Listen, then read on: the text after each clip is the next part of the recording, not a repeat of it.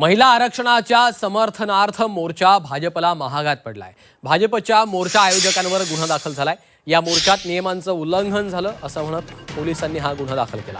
Worli police आता कायदेशीर कारवाई करणार। या मोर्चाला पोलिसांनी परवानगी दिली होती, पण नियमांचं उल्लंघन झाल्याचं पोलिसांचं मत आहे। सत्ताधाऱ्यांचा समाचार घेणाऱ्या महिलेची सोशल मीडियावर जोरदार चर्चा देखील सुरू आहे।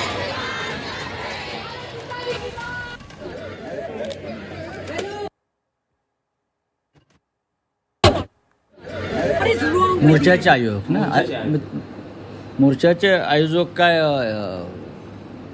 काँग्रेस पक्ष होता की काय ते मुस्लिम लीगवाले होते? तुम्हीच होतात ना। मोर्चाचे आयोजक तुम्हीच होतात। स्वतः विरोधात गुन्हा दाखल करताय।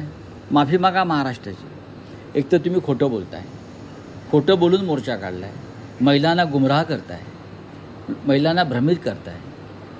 महिला आरक्षणाचा कोणत्या विषय नसताना महिला आरक्षणाच्या नावाखाली आपण मोर्चा काढताय, रस्ते बंद करताय, लोकांना अडचणी निर्माण करताय। ठीक आहे, एक महिलेचा संताप जो आहे ती एक महिला नसून या राज्यातल्या शेकडो महिलांची प्रतिनिधी म्हणून तिने संताप व्यक्त केला।